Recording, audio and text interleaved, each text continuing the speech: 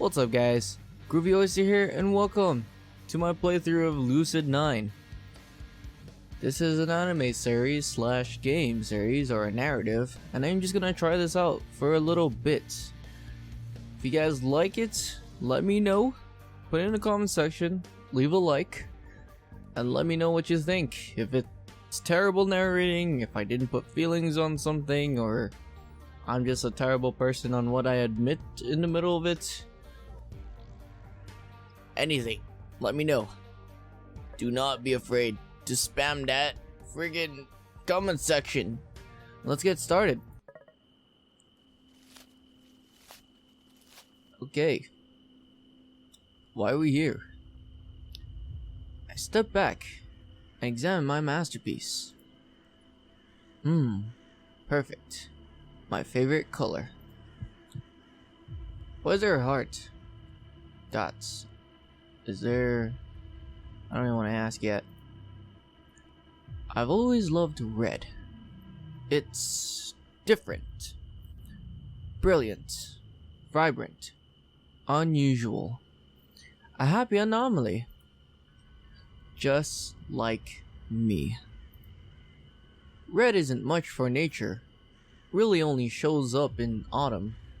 And even then, it's a dreary rust or nauseating cherry. We can't... Oh, here's my slip up already. Not even 5 minutes in. And we just can't have that. No one deserves it so much more. Not when it deserves so... Oh my god. Not when it deserves so much more. A whispering breeze filters through my thoughts, brushing through my skin with icy fingers. I allow myself a moment to pause, to relish, to admire, to welcome the fresh scent of freedom. This is what I live for.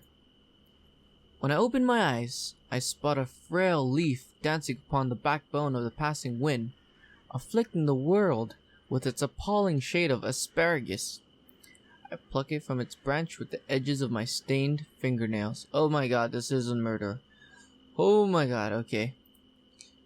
Disgusting. How anyone can enjoy this color eludes me. Well, that is kind of true for me. It's... oh, well, maybe I'm the murderer, I don't know.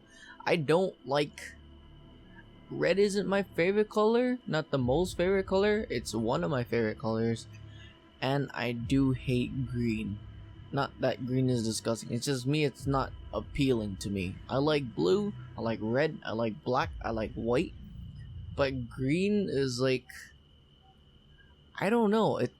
Not that I hate plants. Not that I hate like nature. But it's just... if someone wears it, I'm gonna be like, ooh. Well, back to the playthrough.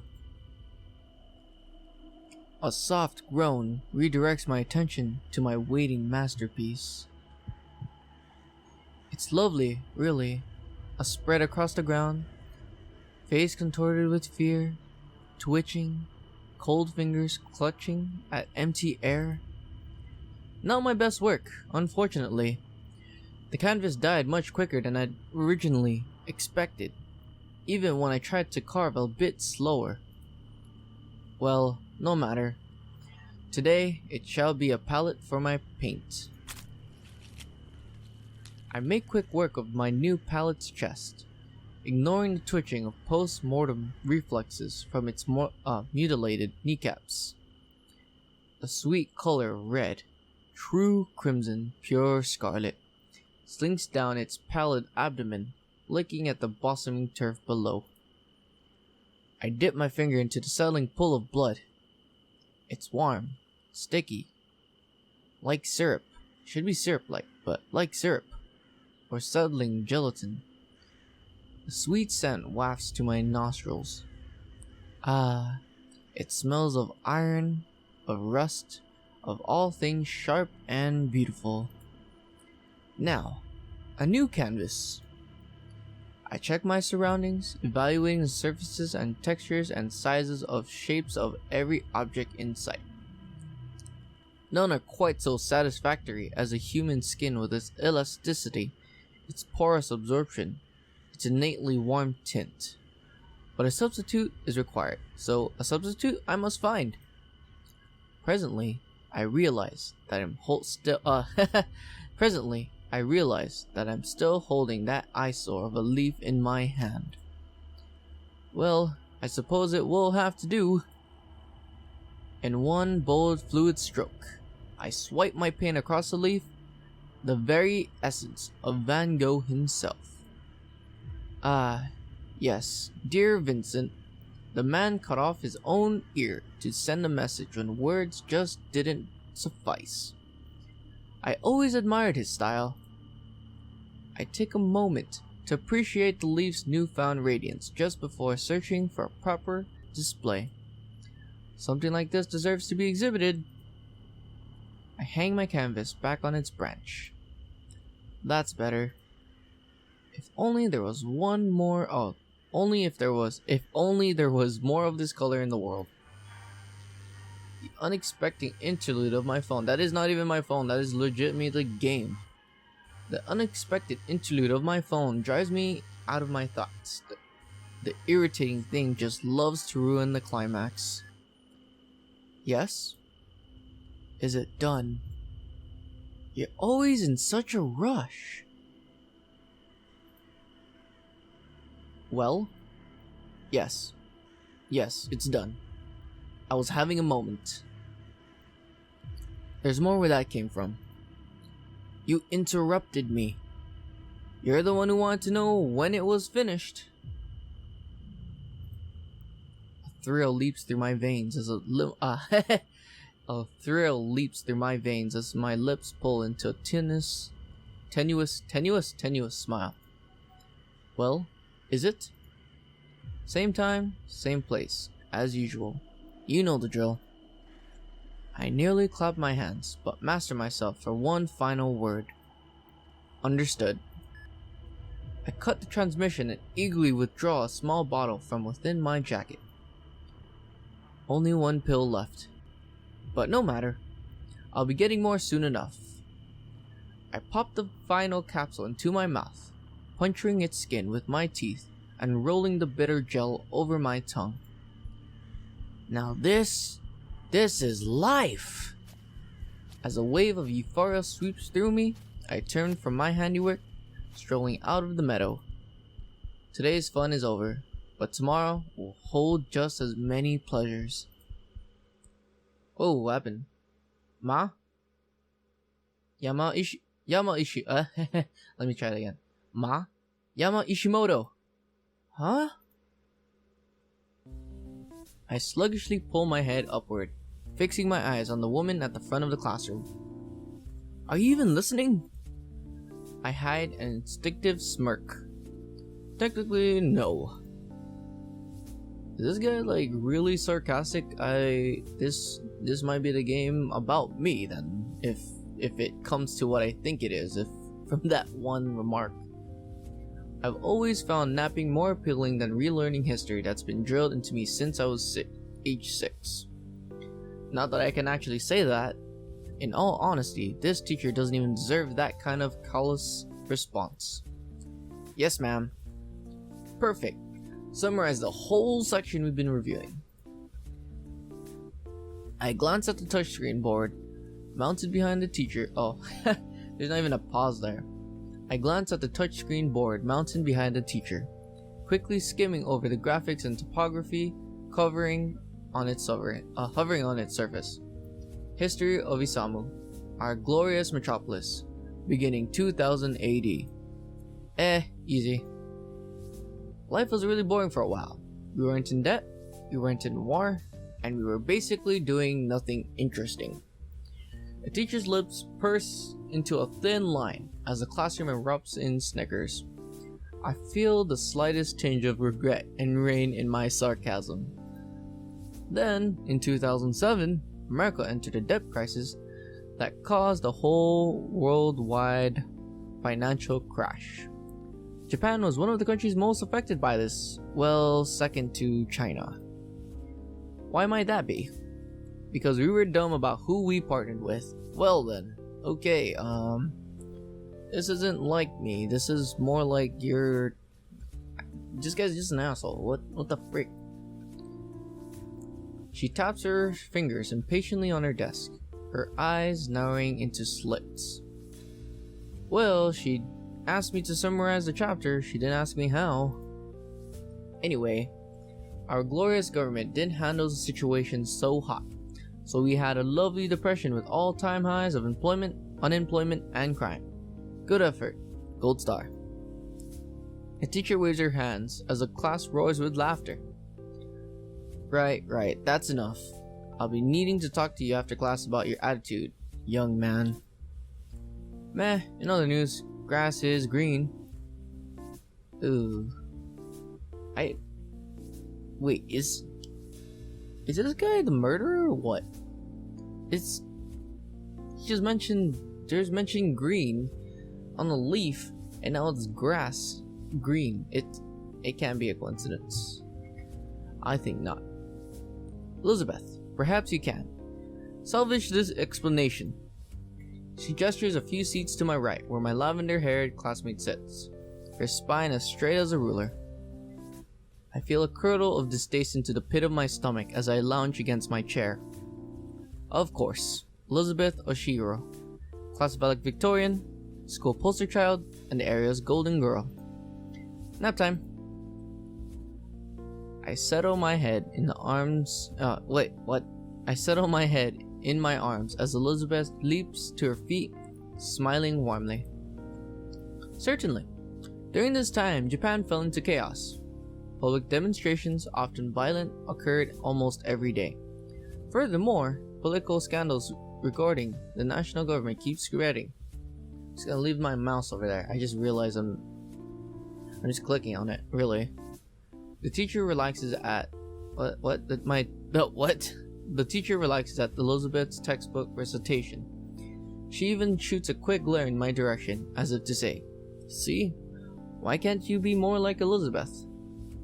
Eventually, local political powers became more effective than the centralized administration, hence why Isamu operates as smoothly as it does. Yes, thanks to the mayor's efforts. Perfectly done, Elizabeth. Oh my god, I'm terrible. Elizabeth smiles primly and settles back into her seat, fixing her eyes on me with challenging disapproval. I only shrug my shoulders, sending her an easy smirk. Ooh, beautiful and brainy. She might be worthy enough to make my list. What? Oh wait, this is not Yamo. What? Why would you even say that? Why are you checking out someone during class session? Like, literally you can check her out, but don't say it out loud like that, really. I glance to my left just in time to catch another classmate, Yahiko Ikari, winking conspicuously at Elizabeth. She clearly ignores him. Oh, that's my chair, sorry. Well, that's Yahiko for you. I can't remember a day when he hasn't tried to flirt with some girl or another, nor can I remember a day when he wasn't flat out rejected. Technically, he's my former roommate, which makes him my friend of 2 years. How close of a friend? Well, that's up for debate. Huh, she managed to deflect my charms. I wonder how. Me too! Oh my god, I thought he was getting more sarcastic. Me too. No one can resist the Yakihiro Ikari. Yahiko. Yahiko clamps his mouth shut at the teacher's strident command. She leans heavily against her desk, massaging her temples with her fingers. Alright, class.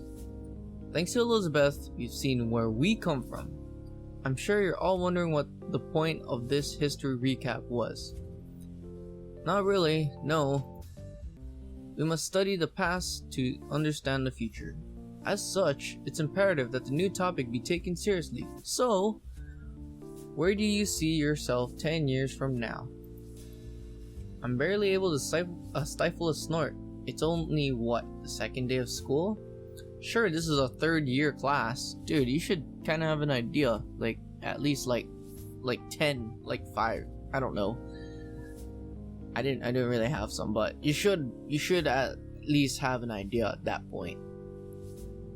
Sure, we're preparing for the college entrance exam. Does that mean we have to know exactly what we want to do for the rest of our lives? The teacher pointedly looks at me, a hard glint in her eye. Yama Ishimoto, perhaps you'd like to get us started. I'm tempted to say no thank you, but that'd be pretty rude. I'll manage my parents' restaurant, I guess. The teacher's lips tighten ever so slightly. I know what she's thinking. No passion, no ambition, he'll be a failure. This one. It'll pay the bills, what more can I ask for? Really, dude?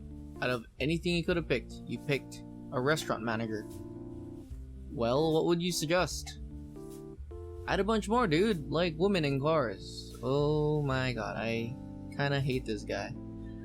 If it weren't for his hair, well, maybe that's what kind of makes him more of like an asshole type. I hate these kind of people when it's more materialistic than anything more than that. Like, really, like women in cars are not gonna last more than maybe 4 years without money. Not even 2 years without money. I don't even think a week, really.